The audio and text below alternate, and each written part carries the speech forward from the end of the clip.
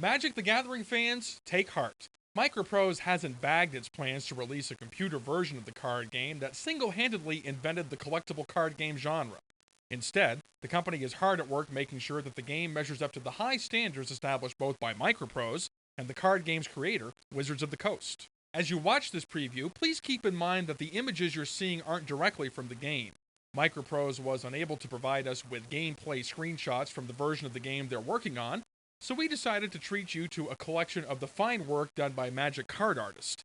Many of these pictures will be included in the final version of the adventure game. In order to achieve the lofty goal of measuring up to Magic's high standards that we mentioned at the outset of this preview, Sid Meier, the creator of Civilization and a number of other gaming classics, has been brought on board to design the adventure game, along with fellow Microprose programmers Ned Way and Kim Krause. The fact that Microprose is pulling out the big guns to work on the project indicates their level of dedication. According to producer David Etheridge, Meier's involvement in the game has been a pleasant surprise. Sid took a look at Magic and saw that it was really doing well. It was a phenomenal game, a phenomenal concept, and he got interested in it, interested in why it was so successful. He started dabbling around with the game, and after a little while, this is a funny thing. Sid, when he started working on it, he was just playing around with the cards and kind of thinking about doing a version of the game that was a tutorial version, something to teach new players how to play.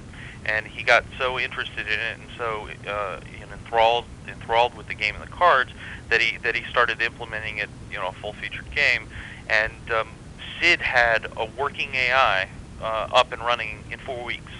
That was playing with 200 plus of the cards. Sid is phenomenal.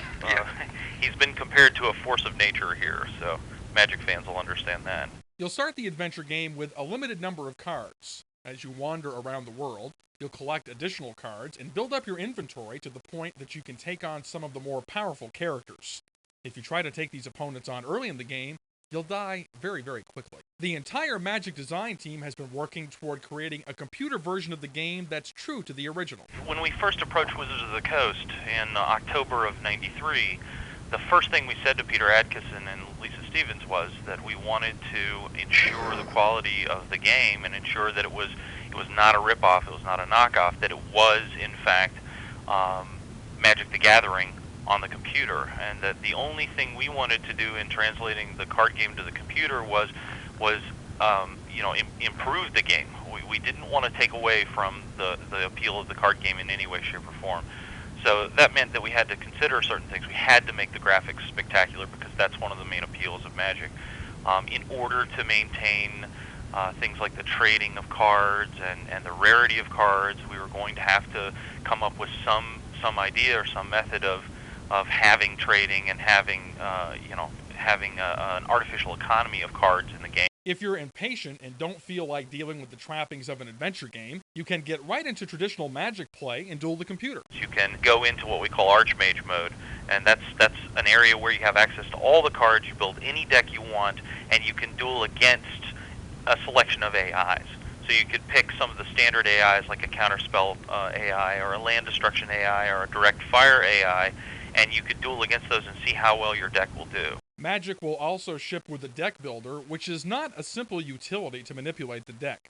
Instead, you'll be able to use it to view the 500 cards that will ship with the game, and to build your own decks from those cards.